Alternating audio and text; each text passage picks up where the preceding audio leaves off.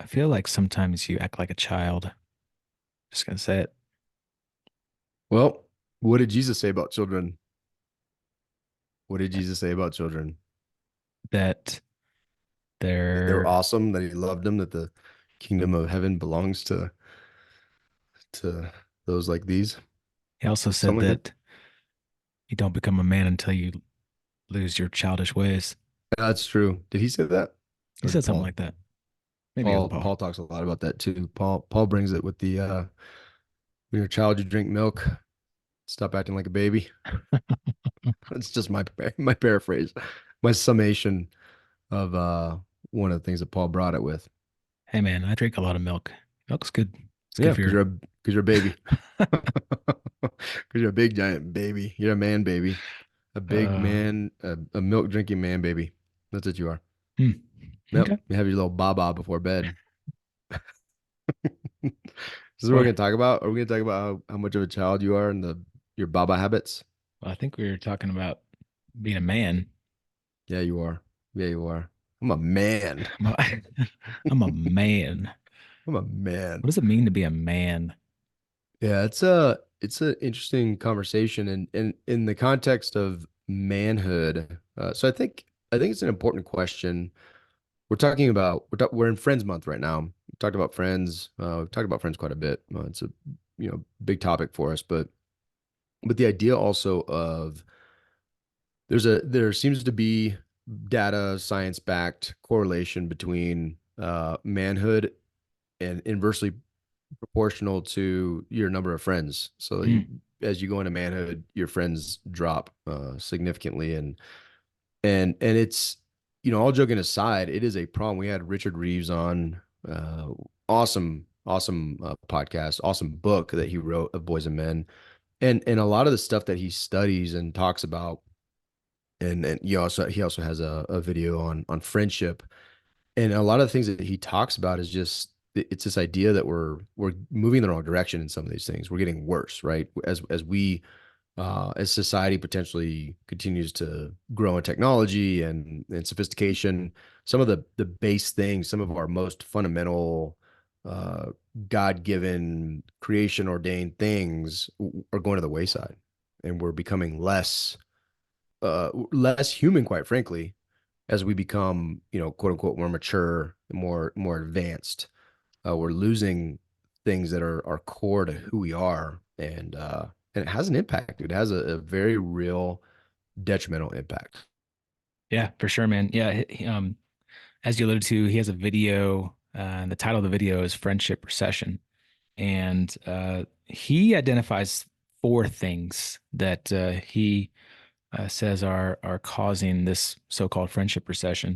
And it's interesting. It's very there's a lot of similarities to the 2023 um, report by the Surgeon General about loneliness, the epidemic of loneliness, and um, men are lonely. And here's some reasons why. I'm gonna list them out, and then we can kind of dive into each of these. So I think each one of them, we can make an impact on. One, geographic mobility. Two, more parenting time. Three, work and careers. He calls it workism.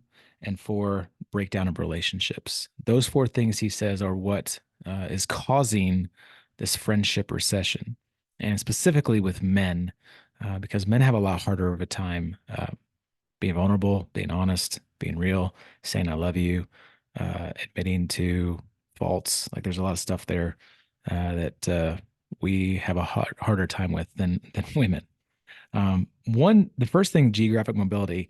You and I have had impacts in this department because of being in the military and moving every 3 to 4 years. Changing job locations, changing communities, the people that you work with.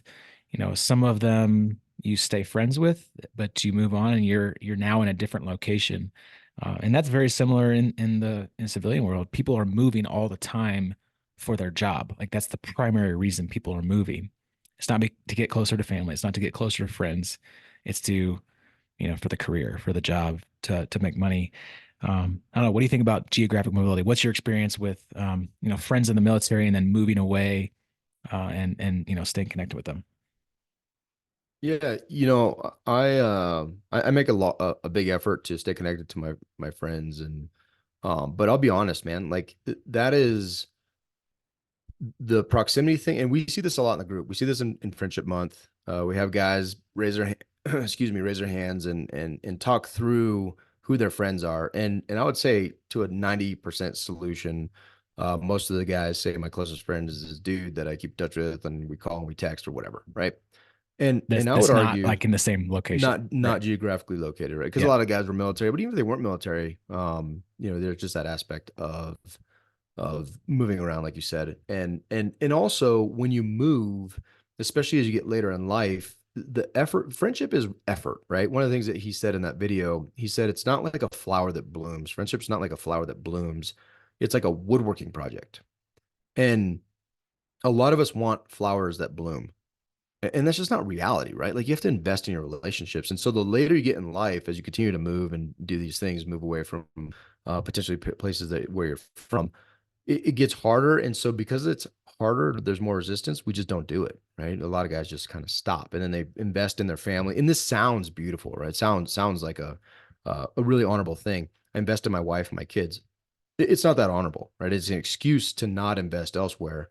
And I'm not saying you shouldn't invest in your wife and your kids. We obviously are huge on that, but it shouldn't be your primary investment. And we'll talk about that here, in the next couple points as well. But I guess my point is, while I pride myself on being somebody who reaches out and maintains connections, those connect we should just be honest, like a lot of those relationships guys kind of fall by the wayside. Maybe you see someone a couple of times a year and it's beautiful and it's great and it's awesome and it's lovely.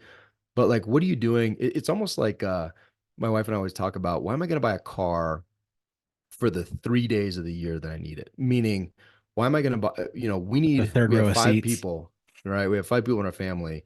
Like that should be the focus. We have the houses, people buy houses. Well, I want to buy a house with these extra bedrooms for when the grandkids come. Okay, that's great. It sounds awesome. But what if the grandkids come and visit like once a year? Like you're gonna buy a house to support that once a year, or like maybe just get some bunk beds or something, right? Same thing with relationships. Like you're gonna call friendship, you're gonna define friendship as these one or two occurrences that happen, maybe not even that many a year. No, man, like you really need to invest where you're at. And so both of us have really invested in getting to know people and invest people locally and who are in proximity because that's how you do life. You do life in proximity, right? You don't do it via cell phones. And quite frankly, a lot of the technology is so new. Like it's not built to maintain relationships. You know what I mean? Like it's Yeah, not it's not the natural way. The natural way is walking with people in person. And we talked about this on a Zoom call the other day. I'm like, dude, this is beautiful. I love seeing all these dudes. I love the conversations. I love the challenge. It's not the same as meeting in person and giving somebody a hug. It's just not. You nope. cannot replicate that. You can't replicate a hug except by replicating a hug. It just is what it is. Yeah, yeah. I mean, I think a lot of men, think and say they have friendships, but their friendships are states apart. And yeah, maybe you make an effort to have a call every now and then. That's great. I mean, that's a great step. But none of their friends are local. None of their friends like you actually hug it out with, go do something fun with on a regular basis. And maybe they schedule something once a year or once every other couple of years, a college reunion or something like that. And they say that, we're such good friends that you just catch up immediately and it feels like we never, you know, left each other. But I think that's kind of a false sense Well, and of challenge friendship. it, right? Challenge Yeah. it. Maybe you guys are, maybe we catch right up, but there's a lot of stuff that happened in that gap, right? Maybe you got a divorce, maybe some serious life events, not maybe, some serious life events definitely happened, and we just weren't together for it. I Yeah. wasn't a true resource for you in those times, and nor was I intended to be necessarily, right? Like we should have people that are around us that we can be proximity to and go see those people and make an effort, right? Make an effort. It's not easy. We had a Cinco de Mayo party just for in the neighborhood, invited a couple families on Sunday, and it's effort, right? It required prep, it required cleanup, it required kids running around. But I'll tell you, it was awesome. It was awesome to see all these kids come together. It was great to see just the relationships budding, and it was good to see that in the adults as well. Amen. One of the things he talks about is more parenting time, and this is a hot topic in my family. I mean, we spend a lot of time investing into our kids, and it's really important to us. I want to be a present father, be around them, be at every event. But Richard Reeve says that that can actually be a detriment to friendship because now you're spending so much time on the third piece of, that he talks about is work and career. And then all the other rest of the time and energy goes towards your family. Well, there's no more time left for friendship.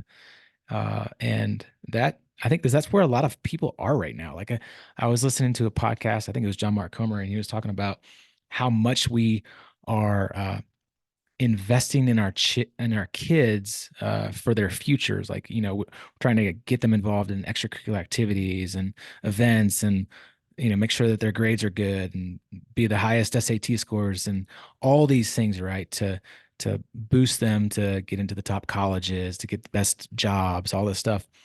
But we're lacking just like kids being kids and hanging out and like playing on the playground Yeah. and just doing, you know, normal kid stuff. And the parents are right there on top of them, right? Just watching Yeah. everything they do, guiding them to go be the next, Yeah, man, it's pretty fascinating, and I'll just give two thoughts on that. Or 2 points. One, ideally, this is my opinion.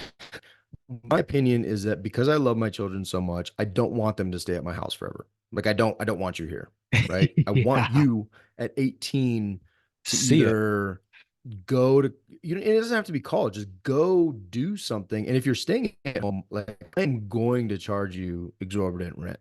Like I'm gonna make some money off of you because like that's life, dude. You're renting a room in my house. That's life. And so I might as well help you introduce you to what that means, right? But I love them and I want them to go be independent and do this thing. And like I talk to my daughter, I tell my kids, dude, I've told them forever. I'm like, hey, like you guys know you're not welcome here when you're 18, right? Unless you're paying rent. Not that I don't love you. I It's love that. because I love you so much. And so Right. like my already like, dude, she's always like, yeah, I know, Dad. I know. I don't worry. I'm gonna be gone. And it's not contentious. I'm like, good. I'm proud of you. I love that. I love that you're gonna be gone. Like, amen. But the fact of the matter is, so that's just a little caveat to what I'm about to say. Your kids are not gonna stay. You have 18 years to spend 99% of the time you're gonna spend with them for the rest of their lives, right?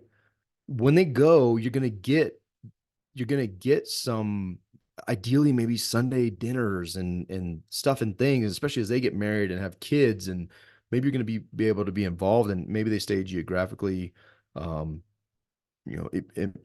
proximity, their proximity is geographically located to you, and you can do things, and that's great. You can be involved, but dude, they're gonna be gone. Like they have their own life, and so how are you preparing them to make friends if you're always gonna be their best friend and like hang out with them? Like when my kids are like, Dad, let's go do. I'm like, no, you go. Like go away. Get your friends right over there. Like go do something, or figure out how to be bored and do something by yourself. Right? Those are life skills. Those are good things. And the data also shows that parents hovering is not good for kids. Anxiety rates are skyrocketing. Suicide, like maturity rates are way down. Like there's so many impacts, and it seems like a good thing. Like, oh, I'm a parent, I'm totally involved in, but you could be involved, dude. Like I coach my kids football, right? But like I'm not out there like hitting the kid across the line for him. Like you go hit the kid. Like I'll coach you. I'm here. I'm present. I love you. I invest in you. We do date nights. We do things like that. But like I'm not here to entertain you. I tell my kids that all the time. Like I'm not here for your entertainment. I don't care if you're bored. And a lot of parents can't say no to their kid. Like, oh, well, they just want to spend time with me. Yeah, make them spend time somewhere else. Like figure it out. Like you're gonna have to spend time away from you at some point. So like enjoy the time you have and enjoy be very intentional, but also be intentionally send them out to learn life and do other things, right? Like it's good for your kids to not always be like tugging on your shirt and like, Dad, can I have that? Can I have that? Can I have this? Right? My kids have Dad, will you They play with grow me? into that independence, right? They're all like, dude, they're making money now. Like neighbors are freaking paying them. Like Jake made over $100 a weekend ago because he's watching dogs and doing different things. I'm like, that's awesome. Did he mess up sometimes? Yeah, sure, but he's learning, right? And so I think we just have to realize, and then for your own mental health, your kids are going to leave ideally. Then what? Now you're in your 50s, 40, like your 40s, 50s, and you have no friends. You've never invested in anybody. Now what are you going to do? Now it's even harder to That's even plug in. harder, dude. Like you're going to like, I mean, is as much as I love my children, I love spending time with them. I love being in the house. I know that that transition when they all leave is going to be, difficult. I'm also looking forward to like 45 days of snowboarding a year and not Yeah. coming home to like to pick the kids up from school. Like I literally am going to be snowboarding probably 50 to 60 days a year. And I'm probably going to fly fish my face off, right? And there's not going to be a time limit to how long I go out or whatever. I mean, yeah, I'm going to hang out with my wife and it's going to be great, but like I tend to do that stuff like with my friends too. And mountain biking and different there's also things we should look forward to with the kids out of the house because that's nature, that's a natural progression of life is that they go. Yeah. And I hate to I hate to break this to you guys. Your kids are not going to want to hang out with you that much. Like as they get older, like they just don't think you're as cool as you think you are. My kids are dumb because they don't know how cool I am, but that's their fault, right? That's their fault. But like you want them to grow out of that. Like you want them to grow into a different relationship with you, an adult relationship that also matures. And what that looks like is not your kids living at home dependent on you for everything because you taught them how to be bored and how to go do and make and you know what they learn by example. Do you Yeah. want your kids, just ask a simple question, do you want your kid to be the kid that has no friends when they grow up? Like do you want that for your kid? If the answer is no, then why are you modeling it? That's right. Yeah, modeling it is huge. Modeling, like our kids, and I know your kids do the same thing. My kids ask like, "Hey, Dad, how's your play date with Zio? What'd you guys do today?" And I come home with all my fly fishing gear or my mountain bikes in the back of the truck, and they see that. They see that I'm going Yeah. to go have fun with my friends. It's important for them to see that because that's modeling what, it could be like for them too. And sometimes you miss out on stuff, dude. Like Erica just went mountain biking, girls trip to Fruta for, Friday to Sunday. And she missed some things, but she also gained on a lot. Yeah. Like we should focus on what she missed. She missed some sporting events. Well, guess what? There's like another 100 this upcoming week. Yeah. And I'm not minimizing that. I'm just simply saying she gained by going and doing that too, right? And it's okay. This idea that parents should always be around, I think is silly. It's silly. Yeah. And it sets you up for failure, dude. Like, yeah, I mean, just project your life forward. Do I want to have no friends when my kids leave the house? And am I really here? Are my kids, did I have kids so that I have friends? Like that's kind of weird. So if that's weird and that's a reality, then like take action, do something about it, and stop pretending the honorable thing in life is to be a parent and nothing else. You're passionate about that one. Well, I'm passionate about it. I'm passionate about it because it makes me sad Yeah. for it makes me sad to see people give everything to their kids or whatever, and it sounds super honorable, and they live in a lie. And then after you have, I mean, there are plenty of people who like take extreme measure and like take their own lives because they're so lonely, predominantly men when this honorable facade goes away, and it just makes me sad, right? It makes me sad for them. And it's just I think all these like lies are from the pit of hell, dude, in all honesty. Just to be completely blunt, I think they're from the pit of hell, and the devil gets no more joy than to see a man just suffering in silence and isolation, Yeah. or a woman, right? But mostly men. The other and, thing I and want to, so and I don't want my boys to have that. My daughter already is like a social butterfly. Like she's already got like she's got social stuff pretty down. Like she's pretty varsity with that. But my boys, not as much. And so I need to teach them that, right? yeah. The other thing I wanted to hit on, this one's gonna go a little bit longer than our normal real talk, but this idea of workism, careerism, a lot of scholars are pointing to it again as you know, alluding to this friendship recession. Um, you and I have seen it. We've experienced it. We've gotten caught up in it. This idea of just finding identity in our work, in our career, and having so much energy into the identity of our job, our career, that there is no more energy for friendship because it's all been put into work and career and or the family, parenting we just talked about, and there's no time left for friends. I mean, how many times have you and I been told no when we send invites out to go do stuff, and the excuse is always they have work, right? They have a job to do. They have work. And I'm not trying to minimize work, career and job and making pay, but like when it becomes such an identity for someone that that's all they have, that's where this friendship recession really starts to come into play.